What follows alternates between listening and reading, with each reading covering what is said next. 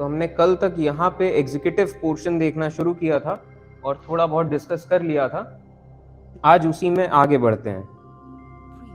तो हमें आज यहाँ से स्टार्ट करना था prime minister and the council of ministers. ये सब चीजें हम डिस्कस कर चुके हैं कि किस तरीके से मेजॉरिटी पार्टी के जो लीडर होते हैं उन्हें प्राइम मिनिस्टर कहा जाता है, और मतलब ये फिर अपनी ऑब्वियसली जो मेजॉरिटी जो लीडर साबित करते हैं वो फिर प्राइम मिनिस्टर बनते हैं, वो फिर अपना कैबिनेट अपॉइंट करते हैं और प्रेसिडेंट ओथ दिलाते हैं प्राइम मिनिस्टर को, और किस तरीके से कोलिशन पार्टीज बनती हैं ये सब हमने डिस्कस कर लिया। अब यहां से हमें आज आगे बढ़ना है। तो prime minister and the council of ministers, तो अभी तक हमने ये देखा कि प्राइम मिनिस्टर के सेंस में कि prime minister is the most important political institution in the country, कि सबसे ज्यादा पावर इन्हीं के पास है और क्या होगा फैसले तो इनका बहुत बड़ा रोल रहता है।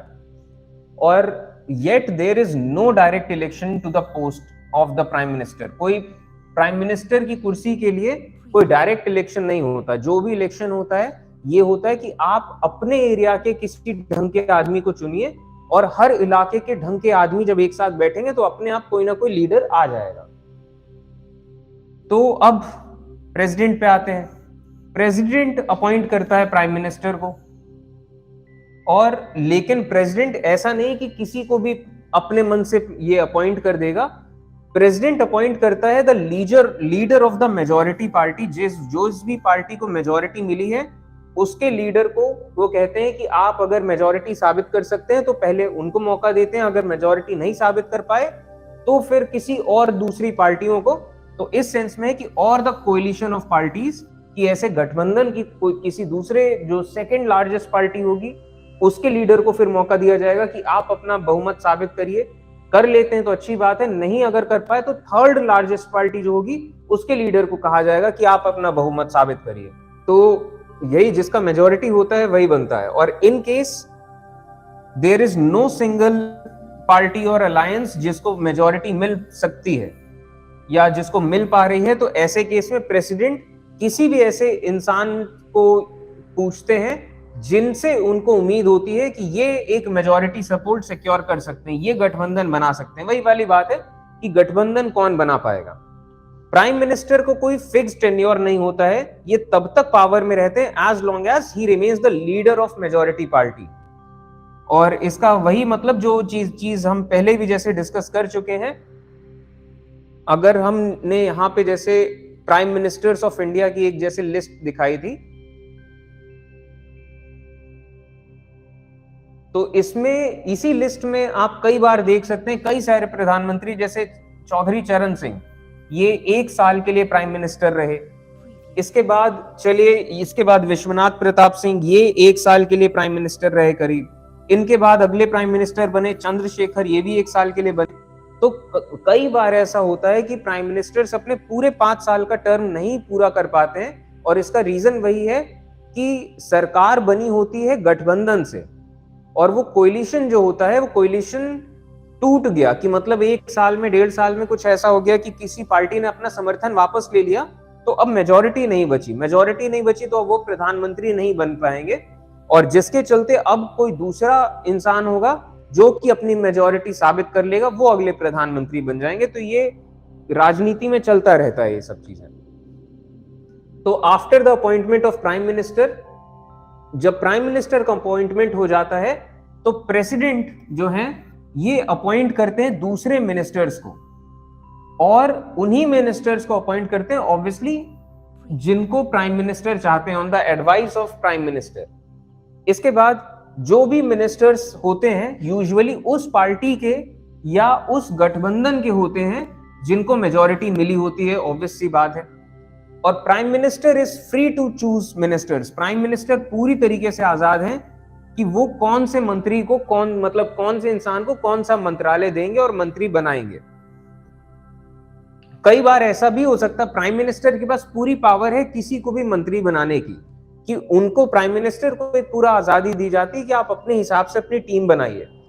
तो अगर ये प्राइम मिनिस्टर चाहे किसी ऐसे आदमी को मंत्री बनाना जो कि मेंबर ऑफ पार्लियामेंट है ही नहीं, तो ये भी पॉसिबल है, लेकिन बस इसमें ये शर्त है कि ये जो भी इंसान को ये बनाएंगे मंत्री, इसको he has to be elected in one of the houses of the parliament within 6 months, 6 महीने के अंदर इनको किसी ना किसी हाउस में चुनकर आना है, ये जरूर एक चीज है। और council of ministers is the official name for the body that includes all the ministers. जितने भी मंत्री आते हैं इनके बॉडी या इनके ग्रुप को कहते हैं काउंसिल ऑफ मिनिस्टर्स या मंत्रिमंडल जिसे कहेंगे। और किसी भी सरकार में अगर पूरी तरीके से देखा जाए, जो बड़े विभाग हैं, छोटे विभाग हैं और भी अलग अलग राज्यों के लेवल पे हैं, तो करीब करीब 60 से 80 मंत्री होते हैं अलग अलग रैंक्स के। तो ये है prime minister and his council of ministers. अब इन मिनिस्टर्स के अंदर देखना शुरू करते हैं कि किस किस टाइप की मिनिस्ट्रीज हैं। तो पहले टाइप ऑफ मिनिस्ट्री तो हो गई कैबिनेट मिनिस्ट्री। ये है top level leaders of the ruling party, जो रूल कर रही है पार्टी, यानी कि जिसको मेजॉरिटी मिल गई अब वो रूलिंग पार्टी हो गई और बाकी सारी पार्टीज हो गई अपोजिशन पार्टीज। तो रूलिंग पार्टी के जो टॉप लेवल लीडर्स हैं ये होते हैं कैबिनेट मिनिस्टर्स, और ये यूजुअली मीटिंग्स में मिलते हैं जिनको कैबिनेट मीटिंग्स कहा जाता है, और इसी के दौरान ही फैसले लिए जाते हैं। और इस सेंस में हम कह सकते हैं कैबिनेट इज दस the inner ring of the council of ministers. Ministers, council of ministers तो कम से कम 60-70 हैं, लेकिन जो इनर रिंग है, जो कुछ सबसे खास जो पावरफुल लोग हैं जिनके पास बड़े मंत्रालय हैं, ये करीब करीब ऐसे 25 मिनिस्टर्स। वही वाली बात है कि जैसे finance ministry, foreign affairs ministry, कुछ इस सेंस के जो मेन पावरफुल और इंपॉर्टेंट मिनिस्ट्रीज के जो हेड। इसके बाद दूसरे टाइप के मिनिस्टर्स हैं minister of states, state with independent charge. ये ऐसी मिनिस्ट्रीज हैं जो कि थोड़े स्मॉलर मिनिस्ट्रीज हैं। और जब ऐसी कैबिनेट मीटिंग्स होती हैं, क्योंकि ये फैसले जो भी होते हैं इस तरीके से सारे मिनिस्टर्स कैबिनेट मीटिंग्स में करते हैं, तो इनको कभी कभार ही बुलाया जाता है, ओनली व्हेन स्पेशली इनवाइटेड। जब इनका कुछ पर्टिकुलर काम होता है तब इन वाले मिनिस्टर्स को बुलाया जाता है। इसके बाद है मिनिस्टर्स ऑफ स्टेट। ये असिस्ट करते हैं कैबिनेट मिनिस्टर्स को अलग अलग मुद्दों पे। तो इस तरीके से मिनिस्टर्स भी अलग अलग श्रेणी में आते हैं। ये जैसे हमें ये कैबिनेट मिनिस्ट्री दिखाई गई है अटल बिहारी वाजपेयी साहब की। तो और ये जो मेन मिनिस्ट्री है कि इसी में रक्षा मंत्रालय, गृह मंत्रालय, विदेश मंत्रालय, जो मेन मिनिस्टर्स हैं। अच्छा, अब देखते हैं इनकी मीटिंग्स के बारे में। तो जितने भी फैसले होते हैं वो इस तरीके की कैबिनेट मीटिंग्स में होते हैं, और इसी वजह से जो डेमोक्रेसी वाला जो प्रोसेस है इसको कैबिनेट फॉर्म ऑफ गवर्नमेंट भी कहा जाता है। कैबिनेट फॉर्म ऑफ गवर्नमेंट की पूरा मंत्रिमंडल बैठ के फैसले करता है। कुछ खास चीजें ध्यान रखने वाली हैं कि जितने भी मिनिस्टर्स हैं, हो सकता है कि इनका राय अलग हो, अलग अलग मुद्दों पे अलग राय रखते हो, लेकिन जो भी डिसाइड किया जाएगा मीटिंग में, कैबिनेट मीटिंग में जो भी फैसला लिया जाएगा, हर किसी को, everyone has to own up, यानी कि हर किसी को वो फैसला मानना पड़ेगा, सारे मंत्रियों को, और वही फैसला आगे प्रोपोगेट करना पड़ेगा। No minister can openly criticise any government decision. जो कैबिनेट ने फैसला कर लिया, आप मतलब कैबिनेट मीटिंग्स में अपना वो डिसएग्रीमेंट जता सकते हैं, जाहिर कर सकते हैं, लेकिन ओपनली पब्लिक प्लेटफॉर्म्स पे आप अपने ही कैबिनेट को इस तरीके से क्रिटिसाइज नहीं कर सकते हैं। ठीक है, even if it is about another ministry और डिपार्टमेंट, भले ही वो दूसरे मिनिस्ट्री या डिपार्टमेंट की बात हो, तब भी आप अपने ही मंत्रिमंडल जहां जिसका आप हिस्सा हैं उसको पब्लिकली क्रिटिसाइज नहीं कर सकते। तो ये तो हो गए prime minister and council of ministers. और हमने कैबिनेट मतलब ये कैबिनेट मीटिंग्स के बारे में देखा। तो कैबिनेट फॉर्म ऑफ गवर्नमेंट भी हम कह सकते हैं डेमोक्रेसी। इसके बाद कैबिनेट सेक्रेटेरिएट।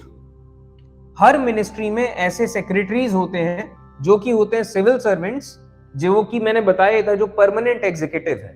ये सिविल सर्वेंट्स इन नेताओं को एक बैकग्राउंड इंफॉर्मेशन देते हैं जिससे कि वो फैसले ले सकें। कुछ भी जो पहले हुआ हो वो सब चीजों के बारे में बताना, और क्या किया जाएगा क्या नहीं, ये सब चीजों में असिस्ट करते हैं। और अगर कोई मिनिस्टर कोई बात कहता है कि हमें इस तरफ काम करना है, क्या दिक्कतें आएंगी, क्या है क्या नहीं, तो हर काम में असिस्ट करना। तो the cabinet as a team is assisted by a cabinet secretariat, जिसमें बहुत सारे सीनियर सिविल सर्वेंट्स होते हैं जो अलग अलग मंत्रालय में काम करते हैं। तो वही परमानेंट एग्जीक्यूटिव वाली चीज है।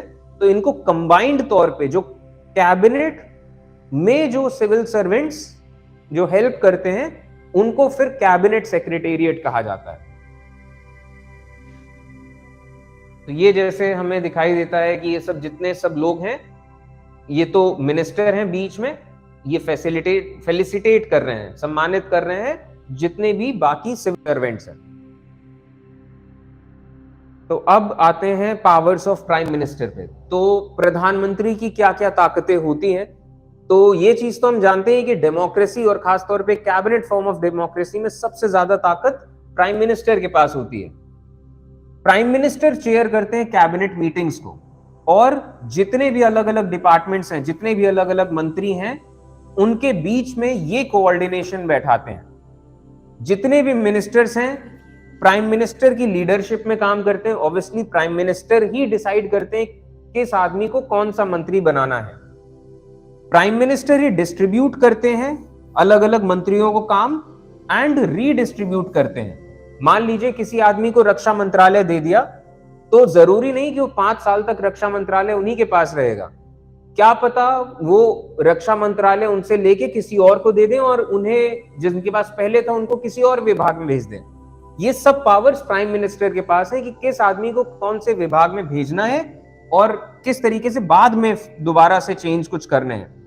कैबिनेट मीटिंग्स में प्रधानमंत्री के फैसले फाइनल होते हैं कि ये जो फैसला करेंगे ये फैसला सारे मंत्रियों को मानना पड़ेगा। और in case of disagreement arise between departments, अलग अलग डिपार्टमेंट्स के बीच में अगर डिसएग्रीमेंट होता है किसी बात को लेके, कोई भी भेदभाव होता है अलग अलग डिपार्टमेंट्स में, तो प्राइम मिनिस्टर जो है वो इस चीज को सॉल्व करेंगे कि कौन से डिपार्टमेंट की कौन सी बात मानी जाएगी, कौन सी बात नहीं मानी जाएगी। प्राइम मिनिस्टर के पास है पावर टू डिसमिस मिनिस्टर्स। ये भी हमने देखा ही था, जैसे रीडिस्ट्रीब्यूशन ऑफ पावर में हो सकता है मंत्रालय ले लें और कोई जरूरी नहीं कि नया मंत्रालय आपको दें, मंत्रियों को डिसमिस किया जा सकता है। और एक और चीज, जब प्राइम मिनिस्टर क्विट करते हैं तो पूरी की पूरी मिनिस्ट्री क्विट करती है, क्योंकि प्राइम मिनिस्टर की ही टीम है, वो जो मिनिस्ट्री है वो प्राइम मिनिस्टर की टीम है। और ये अलग अलग मिनिस्ट्रीज का जनरल सुपरविजन करते हैं। तो ये सब बेसिक पावर्स हैं प्राइम मिनिस्टर की। अब क्योंकि सारी की सारी पावर कैबिनेट के पास है, गवर्नमेंट जिसको हम कहेंगे, और कैबिनेट के भी हेड ये है, तो जैसा जैसा वक्त आगे बढ़ता है तो जैसे अलग अलग चीजों का काम करने का तरीका चेंज होता है, उसी तरीके से इंडिया का अगर हम बात करी जाए, इंडिया का वोटिंग सिस्टम, तो ये सोच के बनाया गया था कि हर कोई अपने अपने इलाके में ढंग के लोगों को वोट करेगा, और जब ढंग के लोग संसद में पहुंचेंगे तो अपने आप एक कोई ऐसा ग्रुप बनाएंगे गठबंधन से, सहमति से, और कोई ना कोई लीडर उभर के आ जाएगा।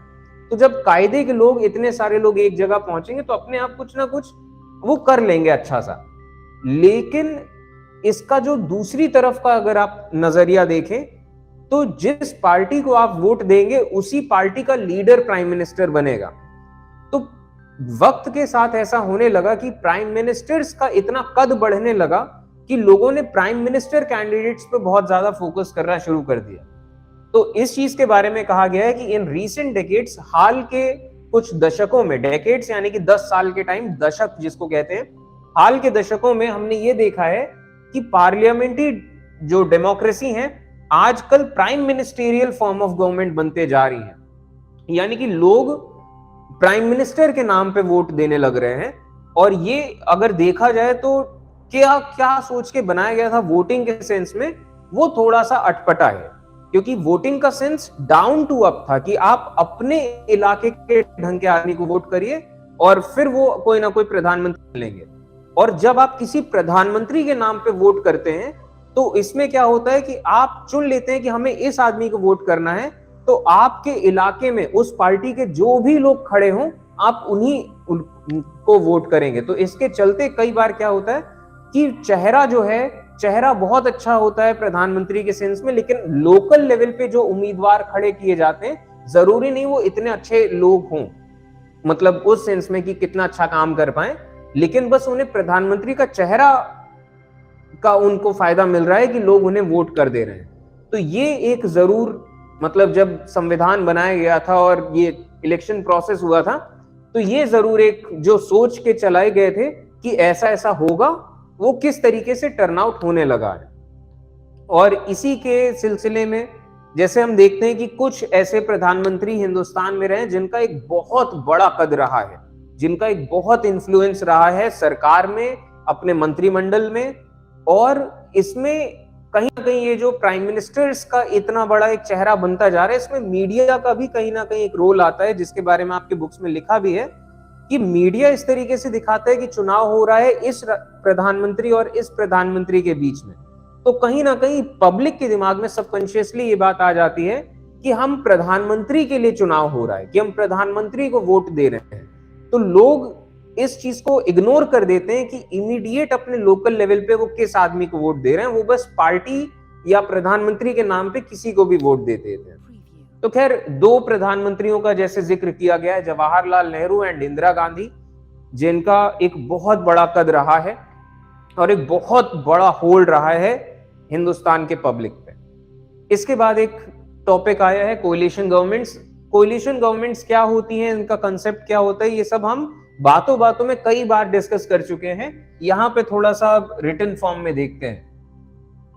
तो ये प्रधानमंत्री के सेंस में ये वाली बात लिखी गई है कोलिशन गवर्नमेंट्स की, जब किसी एक पार्टी की मेजॉरिटी होती है तो उस पार्टी का जो प्रधानमंत्री बनता है उसके पास पूरी ताकत होती है और एक डर नहीं होता है उसको कि ये पार्टी अगर समर्थन खींच लेगी तो हमारी सरकार गिर जाएगी। तो एक अलग ही ताकत, एक अलग ही कॉन्फिडेंस होता है प्रधानमंत्री के अंदर कि हम जो भी चाहेंगे फैसला लेंगे, वो कानून बन जाएगा और स्मूथली सब चीजें हो जाएंगी। ऐसा नहीं होगा कि हम कुछ करना चाह रहे हैं और हमें समर्थन खींच लिया, कुछ अगर नहीं भी कर रहे हैं, सब ठीक भी चल रहा है, तब भी किसी और का मन कर गया प्रधानमंत्री बनने का, उस और एक दो पार्टियों ने समर्थन खींच लिया और फिर किसी और को प्रधानमंत्री बना दिया। तो कोलिशन गवर्नमेंट्स प्रधानमंत्री के सेंस में कहती हैं कि prime minister of a coalition government can not take decisions as he likes. गठबंधन सरकार का प्रधानमंत्री जरूरी नहीं है कि अपने मन मर्जी से सारे फैसले ले सके। ऐसा इसलिए क्योंकि ही हैज टू अकोमोडेट, उसको सबकी बात सुननी है, उसको सारे अलग अलग ग्रुप्स की बात सुननी है, जितने अलग अलग फैक्शंस हैं, जितने अलग अलग हिस्से उनकी पार्टी में और जितने उनके सहयोगी दल हैं, उन्हें सबकी बात सुननी है, सबको साथ लेके चलना है। और आप नाराज नहीं कर सकते लोगों को, ना अपनी पार्टी के लोगों को, ना दूसरे गठबंधन की पार्टी के लोगों को, जिससे कि आप नाराज करेंगे तो वही समर्थन खींच लेंगे, सरकार गिर जाएगी।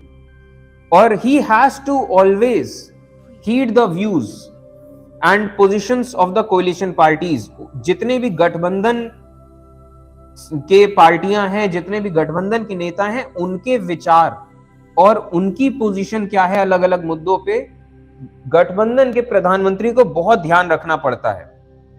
और क्यों? बस वही वाली बात है, जिनके सपोर्ट पे सरकार टिकी है। तो जैसे हम कोलिशन पार्टीज के सेंस में ये देखते हैं, अब जैसे यहीं से शुरू करते हैं कि 1977 से लेके 79 यहाँ पे जनता पार्टी मेजर पार्टी थी, और भी कई सारी पार्टियों ने कोलिशन किया था, एंड मोरारजी देसाई प्रधानमंत्री बने थे। इसके बाद ये वाला जो टाइम था 1980 जनता पार्टी सेक्युलर, 1989 का इलेक्शन जो हमने इस चैप्टर में देखा, यहाँ नेशनल फ्रंट ये बनाया गया था और इसमें जनता पार्टी, बीजेपी, कम्युनिस्ट पार्टी सब ने साथ दिया था, एक कोलिशन बना था, एंड वीपी सिंह की सरकार बनी थी, वीपी सिंह प्रधानमंत्री बने। और फिर हमें दिखाई देता है Janata Party, United Front, BJP led coalition, इसके बाद कांग्रेस और भी सब जितने सब घटक दल हैं, इन सब ने मिला के जैसे यूपीए बनाया, बीजेपी ने अपने सारे दलों को बना के एनडीए बनाया। तो इस तरीके से एनडीए, यूपीए और ये सब कोलिशन है, ग्रुप्स ऑफ पार्टीज। तो अभी के टाइम में जैसे प्रेजेंट देखें तो साल 2019 नेशनल डेमोक्रेटिक अलायंस, इनका ये है मेजॉरिटी जिनके पास है। और इनमें भी सिंगल जो बिगेस्ट पार्टी है ये है बीजेपी, और भी कई सारी पार्टियों ने साथ दिया, तो एक ही मेजॉरिटी ग्रुप बना। ठीक है, तो हमने प्राइम मिनिस्टर एंड कैबिनेट के बारे में देखा। अब देखते हैं प्रेसिडेंट के बारे में। तो प्रेसिडेंट के सेंस में हम देखें तो he is head of the state. जो राज्य है या गणराज्य कह लीजिए, तो उसके हेड राष्ट्रपति होते हैं। और in our political system head of state exercises only nominal powers, जबकि प्रेसिडेंट की पावर्स काफी नॉमिनल है, क्योंकि एक्चुअली क्या कानून बनेगा, क्या इंप्लीमेंटेशन होगा, एक्सेट्रा एक्सेट्रा, ये सब प्रेसिडेंट के हाथ में नहीं है, ये सब प्राइम मिनिस्टर के हाथ में है। प्रेसिडेंट क्या करते हैं, जो overall functioning of the government है इस पूरे सिस्टम के, इसको सुपरवाइज करते हैं। और इसके बाद so that they operate in harmony, कि आराम से स्मूथली सब चीजें चलती रहे।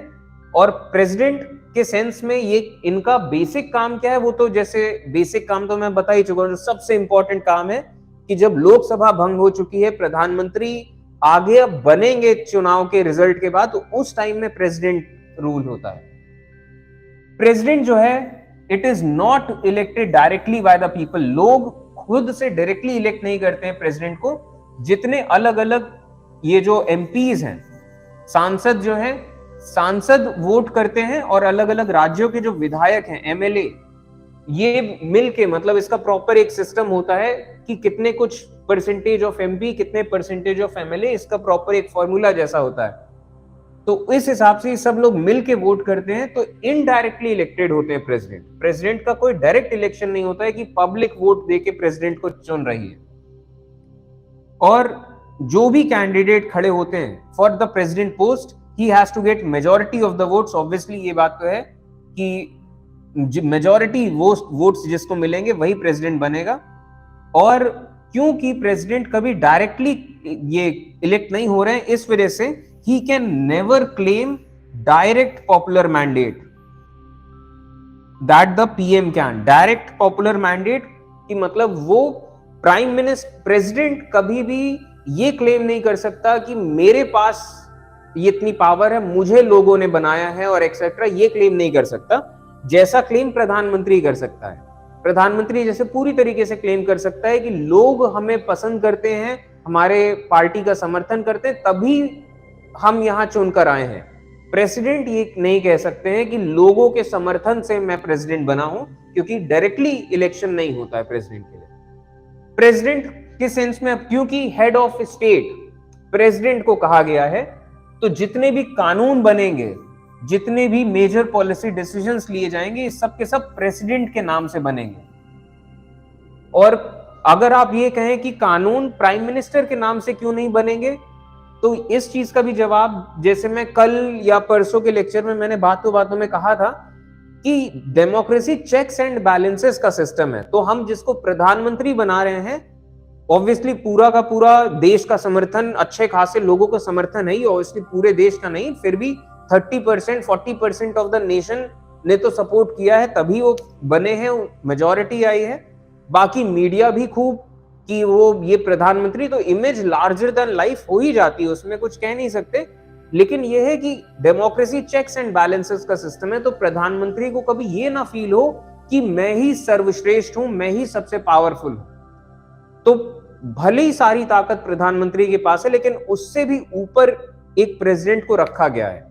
तो सारी की सारी ताकत एक जगह कंसंट्रेट नहीं होनी है। प्रेसिडेंट के होते हुए प्रधानमंत्री को बार बार ये फील हो कि नहीं, मैं सर्वश्रेष्ठ या सर्वोत्तम नहीं होगी, सबसे सारी ताकत मेरे पास नहीं है, एक सिस्टम है, और वो रियलिटी चेक के जैसा बार बार फील होता रहे। और बाकी ये बात तो सच है ही कि जब वो लोकसभा भंग होगी, चुनाव का अगला जो रिजल्ट आने वाला होगा, तब तक प्रेसिडेंट ही है जो कि हेड ऑफ स्टेट बने रहेंगे, जिस टाइम पे कोई नहीं है।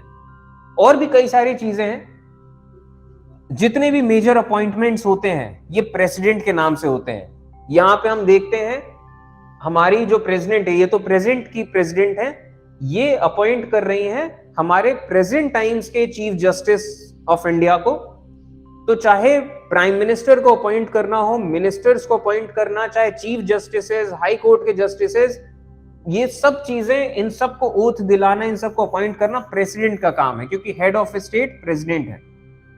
तो चीफ जस्टिस, जजेस, हाई कोर्ट के जजेस, गवर्नर्स ऑफ स्टेट, राज्यों के अलग अलग जो गवर्नर होते हैं, इलेक्शन कमिश्नर्स जो होते हैं, इन सब को, एम्बेसडर टू अदर कंट्रीज, जो दूसरे देशों में हमारे प्रतिनिधि बन के जाएंगे, इन सब लोगों को प्रेसिडेंट अपॉइंट करते हैं।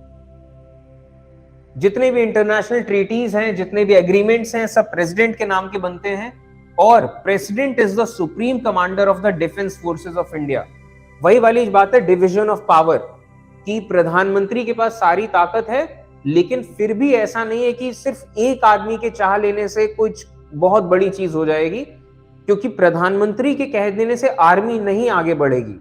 आर्मी आगे बढ़ेगी प्रेसिडेंट के कहने से। तो ये कहीं ना कहीं प्रेसिडेंट कौन बनेगा, कहीं ना कहीं वो लिंक मेजॉरिटी पार्टी से आता है, जिसके सबसे ज्यादा सांसद होंगे और अलग अलग राज्यों में जिसके सबसे ज्यादा विधायक होंगे, उस पार्टी का दबदबा रहेगा कि कौन प्रेसिडेंट बनेगा। ये बात सच है। तो कहीं ना कहीं, लेकिन फिर भी वो एक डिवीजन ऑफ पावर कहीं ना कहीं किया गया है।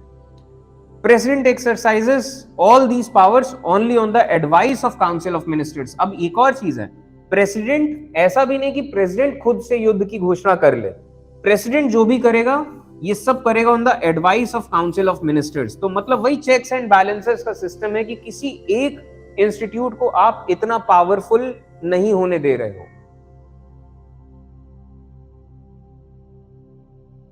तो जैसे एक सवाल आया है कि प्राइम मिनिस्टर इंदिरा गांधी के टाइम पे मीडिया आज की तरह ही काम करती थी, तो इतने बुरे हाल तो नहीं थे, मतलब उस सेंस में।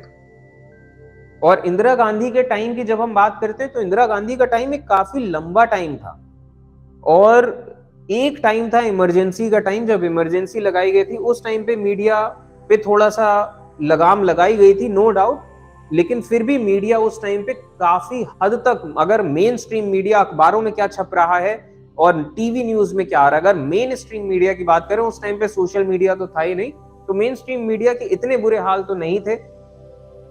और इस सेंस में, क्योंकि और ये बात हम कैसे कह सकते हैं, तो ये बात हम ऐसे कह सकते हैं कि मेन स्ट्रीम मीडिया ने जम के इंदिरा गांधी के खिलाफ बोला है, हमेशा बोला है, ठीक है। तो ये चीज है, और इंदिरा गांधी का खूब क्रिटिसिज्म हुआ है, बहुत क्रिटिसिज्म हुआ है।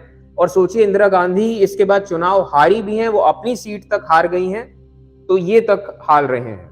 अब यहाँ पे आते हैं प्रेसिडेंट के। अभी तक तो हमने जितने भी काम देखे कि ये अपॉइंट करेंगे, सारे फैसले इनके नाम से होंगे, ये हेड हैं, ये सब चीजें तो ठीक है, सेरिमोनियल टाइप की चीजें हैं कि मतलब अब इनकी जगह कोई और आए तब भी कोई ऐसा फर्क नहीं, सेरिमोनियल टाइप की चीज है। ये एक काम है जो कि बेसिक काम है, ये अपॉइंट करना प्राइम मिनिस्टर को। जब भी कोई पार्टी या कोलिशन सिक्योर करती है क्लियर मेजॉरिटी, तो प्रेसिडेंट अपॉइंट करते हैं as the leader of majority party prime minister को, एंड प्रेसिडेंट ये मौका देते हैं किसी को भी कि आप अपना मेजॉरिटी साबित करिए। तो एक इम्पार्शियल लीडर वो रहता है एक तरीके से इंडियन स्टेट के ऊपर, और यही सब चीजें हैं। The president appoints a leader who in her opinion can muster का मतलब होता है इकट्ठा करना। तो जो भी लीडर मेजॉरिटी सपोर्ट को इकट्ठा कर सकता है उसको चुनना। और president can ask the newly appointed prime minister to prove majority support in the Lok Sabha within a specified time. और एक और चीज, जो स्टार्टिंग के टाइम में जिन्होंने कह दिया कि हमारे पास मेजॉरिटी है, ऐसा वैसा है, तो इस सेंस में प्राइम मिनिस्टर बन गए हैं, बना दिया है, लेकिन अभी भी दोबारा से एक तरीके से पूछ सकते हैं कि आप मेजॉरिटी साबित करिए, ठीक है। तो ये प्राइम मिनिस्टर की, ये प्रेसिडेंट के काम हो गए, प्रेसिडेंट की पावर्स हो गई। अब यहां पे हम एक अगला टॉपिक आता है जिसको हम कहते हैं प्रेसिडेंशियल सिस्टम। तो हम जैसे हिंदुस्तान में देखते हैं कि प्रेसिडेंट जो है वो हेड ऑफ स्टेट है, लेकिन बहुत ज्यादा ताकतें नहीं है उसके पास। वो हेड ऑफ स्टेट है भले ही, ताकत ज्यादा प्राइम मिनिस्टर के पास है। तो एक तरीके से डिवीजन ऑफ पावर इस तरीके से किया गया है। दुनिया में कई सारे ऐसे देश हैं जहां प्राइम मिनिस्टर जैसा कुछ नहीं होता है, वहां प्रेसिडेंट होता है, और president he head of state है, एंड प्रेसिडेंट ही सबसे पावरफुल चीज है। तो प्रेसिडेंशियल सिस्टम के बारे में आप देखने से पहले थोड़ा सा बाकी सारे फॉर्म्स ऑफ गवर्नमेंट सिस्टम्स को देखते हैं। तो ये हम डिस्कस करेंगे गवर्नमेंट सिस्टम्स, और एक एक करके जैसे देखना शुरू करते हैं। तो एक सिस्टम होता है कॉन्स्टिट्यूशनल मोनार्की।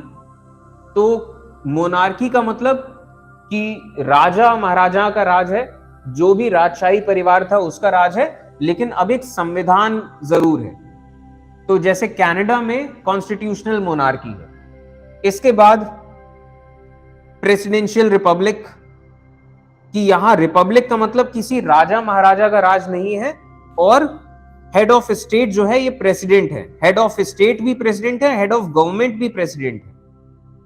इसके बाद हम जैसे देखते हैं, एक तरफ आया एब्सोल्यूट मोनार्की, ये जैसे सऊदी अरेबिया है।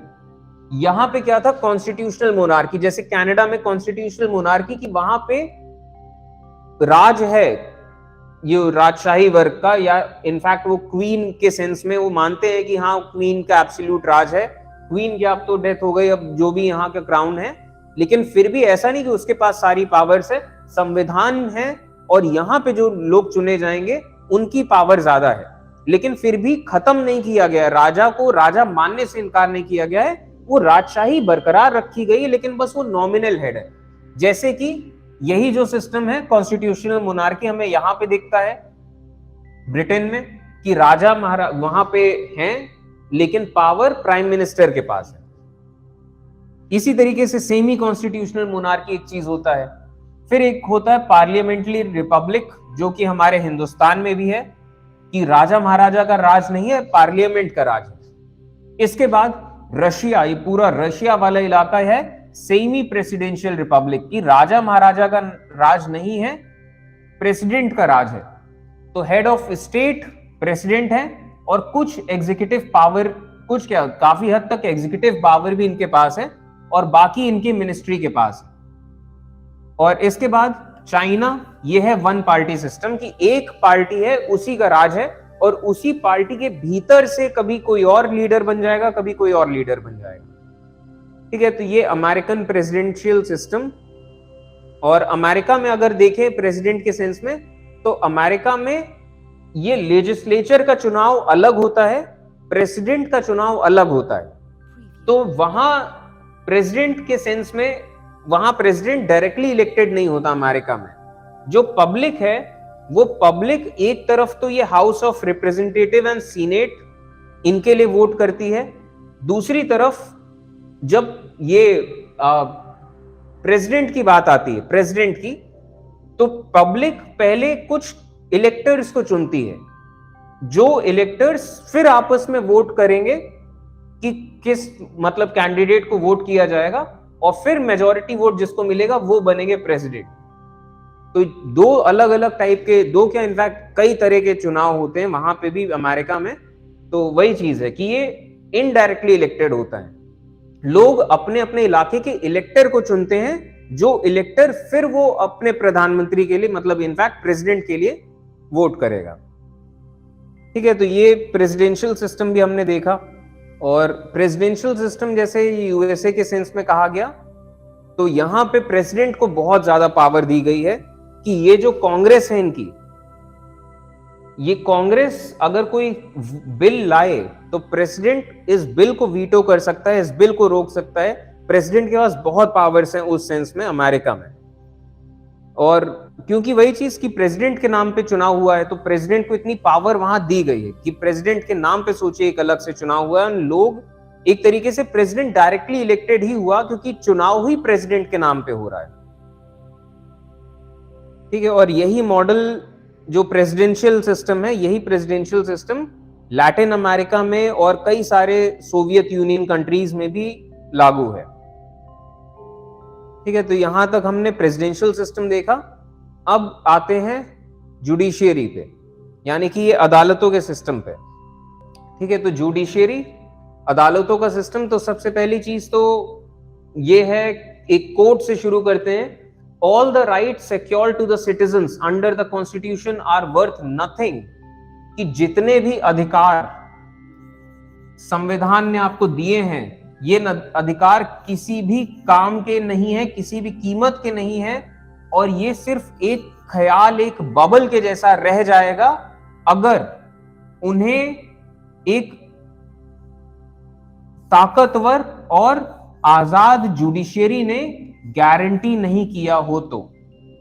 मतलब वही वाली बात है, वही कहने का दूसरा तरीका है कि जितने भी अधिकार आपको संविधान देता है वो अधिकार आपको तभी मिल पाएगा जब जुडिशियरी ताकतवर होगी और आजाद होगी। क्योंकि अगर जुडिशियरी ताकतवर नहीं हुई और आजाद नहीं हुई कि वो नेताओं के कंट्रोल में है, जो फैसले आ रहे हैं वो नेताओं के कंट्रोल में है, तो जाहिर तौर पे ऐसे हालात बन जाएंगे कि वहां डेमोक्रेसी नहीं सरवाइव कर पाएगी, वहां लोगों के हक अधिकार बहुत ज्यादा एक्सप्लॉइट किए जाएंगे। तो इसी के सेंस में एक प्रॉपर अदालतों का सिस्टम बनाया गया है, एक पूरा नेटवर्क कि लोकल लेवल से लेके डिस्ट्रिक्ट लेवल, फिर स्टेट लेवल और फिर एक सेंट्रल लेवल पे।